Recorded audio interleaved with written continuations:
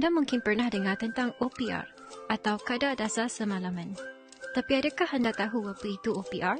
OPR merujuk pada Overnight Policy Rate atau kadar dasar semalaman. BNM membuat pelarasan terhadap OPR untuk memastikan kestabilan harga dan menggalakkan pertumbuhan ekonomi yang mampan. Perubahan kepada OPR akan mempengaruhi kadar pemberian pinjaman dan kadar simpanan di bank-bank. Perubahan OPR hanya mempengaruhi pinjaman berkadar terapung sahaja. Jadi bagaimanakah OPR memberikan kesan terhadap ekonomi? Bila ekonomi lemah, contohnya ketika pandemik COVID-19, banyak pekerjaan terjejas. Ramai orang tak mampu berbelanja dan ada perniagaan yang mengalami kerugian.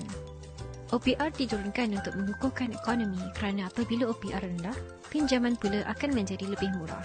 Dan bagi pinjaman berkadar terapung, ansuran bayaran bulanan untuk peminjam individu dan perniagaan juga akan berkurang. Oleh itu, lebih banyak wang boleh digunakan untuk perbelanjaan atau simpanan. Secara ringkasnya, kos pinjaman yang lebih rendah atau bayaran bulanan yang lebih rendah boleh menyokong lebih banyak perbelanjaan. Bila ini berlaku, lebih maju perniagaan dan lebih banyak peluang pekerjaan dan pelaburan. Kalau macam ni, kenapa BNM tak boleh kekalkan sahaja OPR pada paras yang rendah tak kira situasi ekonomi?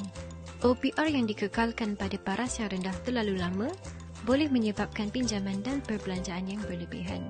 Jika kita tidak berhati-hati, ini boleh mengakibatkan kenaikan harga. Kenaikan harga ini terutamanya boleh menjejaskan isi rumah berpendapatan rendah. Pinjaman yang terlalu murah untuk jangka masa yang lama juga boleh menyebabkan peningkatan risiko tingkah laku spekulatif dan aktiviti peminjaman yang kurang berhemah. Untuk mengelakkan situasi begini, BNM perlu melaraskan OPR dengan keperluan ekonomi Malaysia, terutamanya apabila ekonomi semakin pulih. Oleh kerana ekonomi Malaysia sekarang semakin pulih, BNM sedang melaraskan kadar OPR secara beransur-ansur dan terkawal. Bank pusat lain juga telah menaikkan kadar mereka, tetapi dengan kadar yang lebih besar dan lebih cepat. Pelarasan ini ibarat doktor yang mengurangkan dos secara berperingkat apabila pesakit beransur pulih. Apabila OPR dinaikkan, kos pinjaman dan ansuran bayaran bulanan untuk pinjaman berkadar terapung akan meningkat. Namun, kadar simpanan juga meningkat. Hal ini menggalakkan simpanan dan mengurangkan perbelanjaan yang berlebihan.